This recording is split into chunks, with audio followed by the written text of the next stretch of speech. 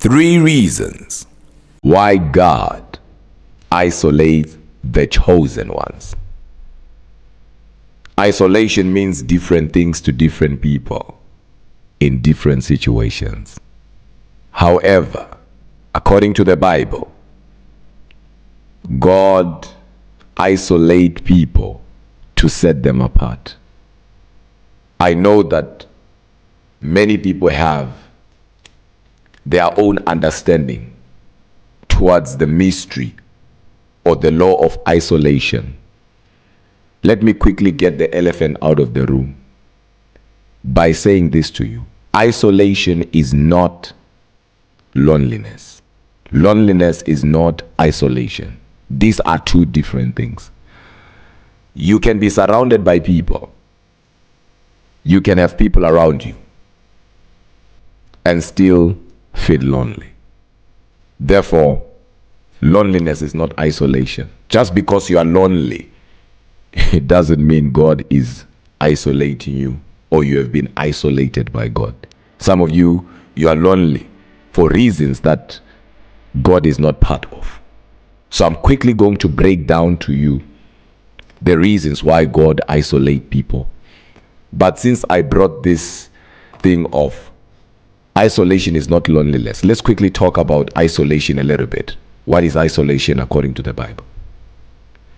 When you read the book of Genesis chapter 12, verses 1 to 3, God calls Father Abraham and he says, I want you to come out of your father's country. I want you to come out of your father's nation. He then attaches a reason to why he's calling Abraham out in verses 2. He says, I want to bless you. I want to make out of you a great nation. He then goes further and say, and I want to make your name great. I want you to pay attention to the things that God says in verse 2. It then tells you and I that isolation is the mother of greatness. Great names are constructed in isolation. So isolation is not punishment, where you get people feeling like God is punishing them by isolating them. If you are chosen or one way you are called by God, I want you to pay attention to what I'm going to say, because this will unlock that which God has put in you and bring peace even in the midst of confusion in your life. So the first reason why God isolates people is to prepare people, because the word isolation means to be set apart, to be separated. So God separates people to prepare them. One thing about God is that God does not take chances. You cannot be used by God accidentally, meaning you cannot be used by God and God does not know he's using you. Hence, anybody that God is going to use, God will prepare that person. And that is because God cannot assign and put somebody on an assignment who he himself has not prepared. I'll give a couple of scriptures so you'll understand what I'm saying.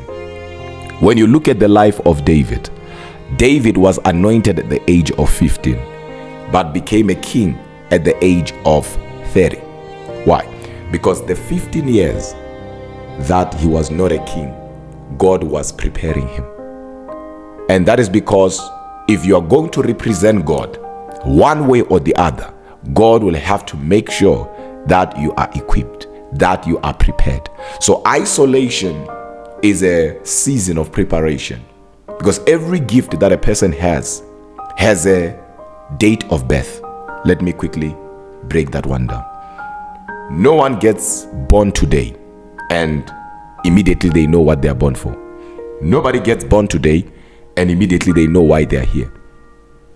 It is in isolation that God is going to reveal your gift to you. So we call that a stage where your gift is birthed.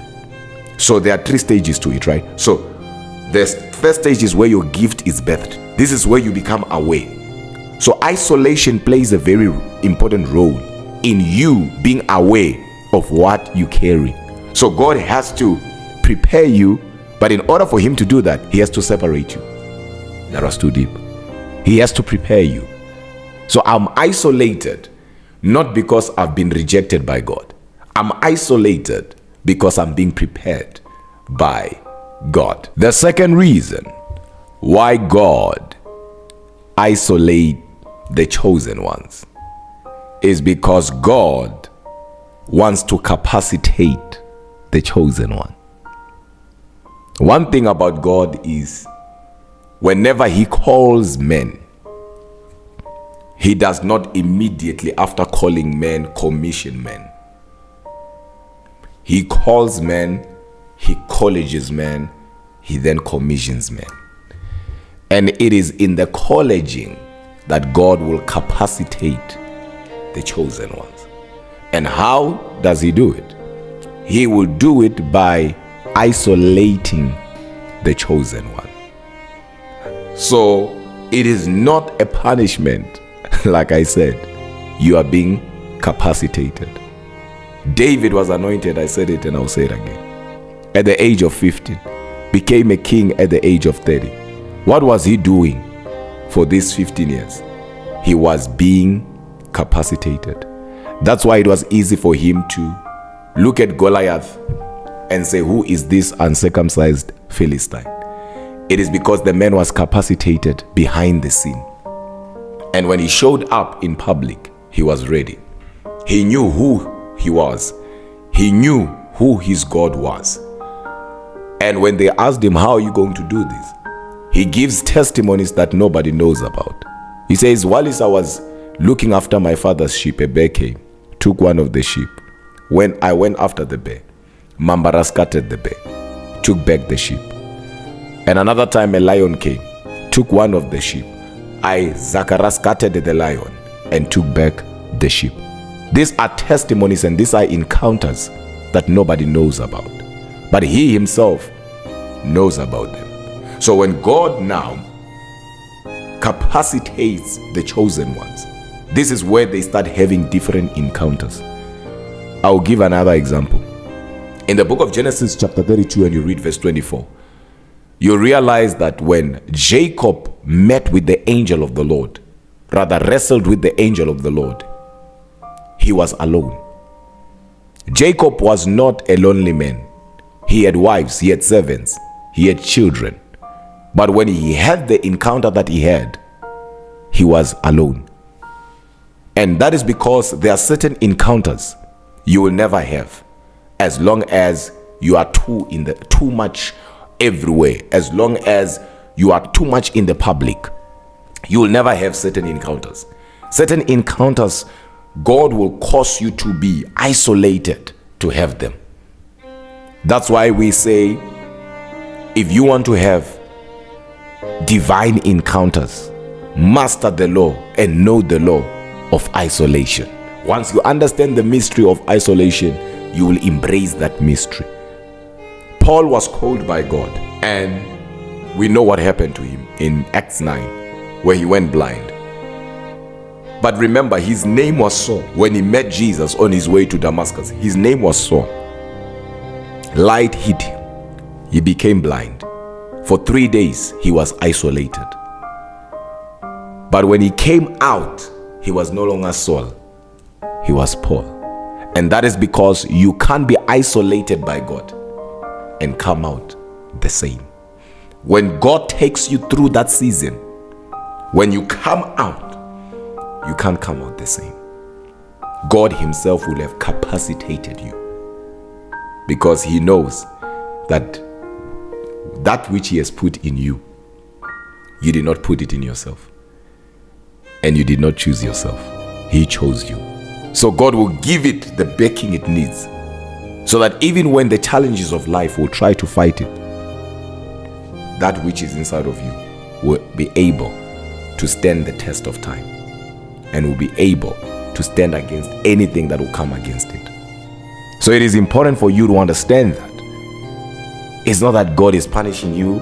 It's not that God is hating you.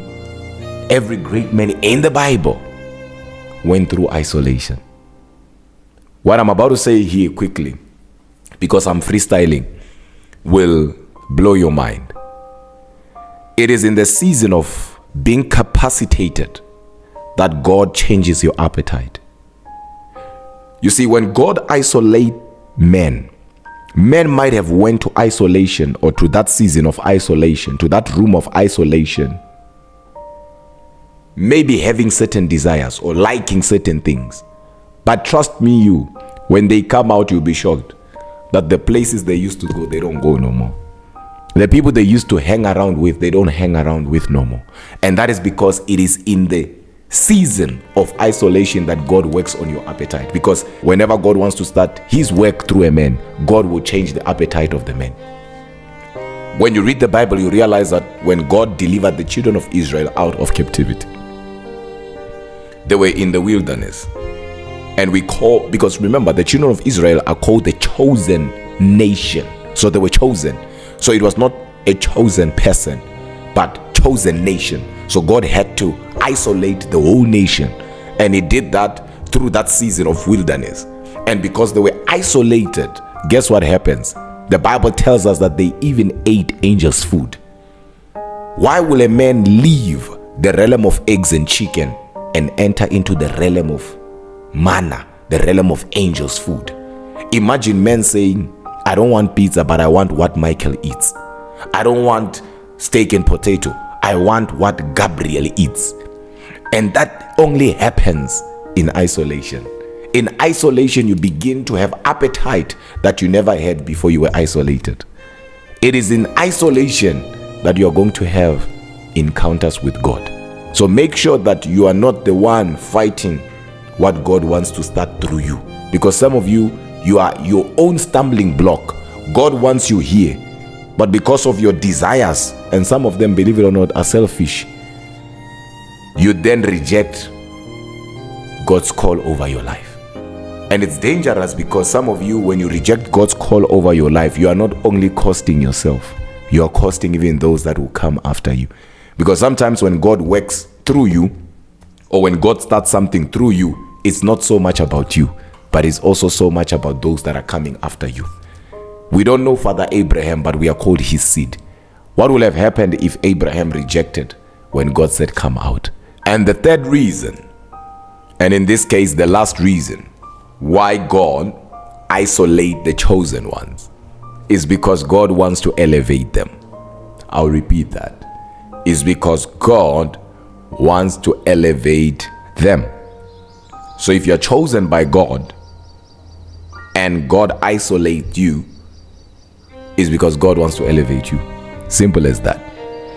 But I want you to understand that isolation is for elevation, but elevation will never happen until you understand the revelation of your isolation. I will say it in a way that everyone will understand. When God isolates you, he wants to elevate you. But you cannot be elevated by God until you fully understand the revelation behind your isolation. And that is because God wants to reveal certain things to you.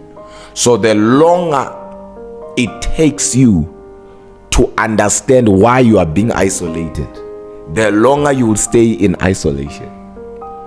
But as soon as you get it, you'll be elevated by God, because you can't go into isolation and come out the same. So everybody that goes in there, when they come out with greatness. They come out on another level. We see it from the book of Genesis down to the book of Revelation. There is a time where in the book of Galatians, Paul says something that is very powerful. He says, instead of meeting those who were apostles before him, he went to the desert of Arabia. And of course, some scholars believe he was there for 4 years. Some they believe for 3 years, for 7 years. The truth of the matter is he was there for 14 years. And then he says something in 2 Corinthians chapter 12. He then says, I know of a man, whether in the spirit or in the body I cannot tell, who was caught up in the third heaven. He saw things and heard things that is not lawful for me to utter. Paul is talking about himself there. But you and I, we know that the 14 years he's talking about, it was the season where he was in the desert of Arabia. But why will Apostle Paul disappear for 14 years? It's because whenever God chooses a person, or when God has chosen a person, he will isolate a person. And when you come out of that isolation, you will come up with different testimonies. And that is because God already has elevated you. But it is important for you to understand that that elevation, it is not just you walking with your shoulders up, trying to show people that you are no longer where you used to be. No. That elevation is basically a manifestation of that which God has put in you. It is a revealing. It is God exposing that which he has put in you that no man knew about. That you yourself, you did not know about it until you were isolated. Because there are 3 stages to a gift that God puts inside a man. There is a stage that we call gifts being birthed. Here, this is where you are aware of your gift, right? And that is where God now prepares you. Then there is a second stage where your gift is nurtured. And this is where God capacitates you. And there is the last stage where your gift is exposed or manifested, and that is where God elevates you. So it is important that when God isolates you, you don't take it as a rejection. And some of you are experiencing rejection from people because you are in a season of isolation. Because people think isolation is to be in the mountain. No, you can be in your own house, you can still go to work, yet you're isolated. And a double confirmation to that is when now you no longer fit in. You try to fit in, you don't fit in no more. You start losing appetite. You start not liking certain things that you used to like. People now go MIA on you. You try your best, but nobody's available. God does not have to take you to the mountain to isolate you. He just shuts all the doors around you. And you want to enter here, you can't enter. You want to enter here, you can't enter. You are in a season of isolation. And of course, I want to talk about something that I believe is powerful, especially for the chosen ones. How to know the area of my specialization. Because you can be chosen by God, but how do you know this is what God has chosen me for? If you'd like me to teach about that, and you'll want me to teach about that, comment and put it on the comment section and say part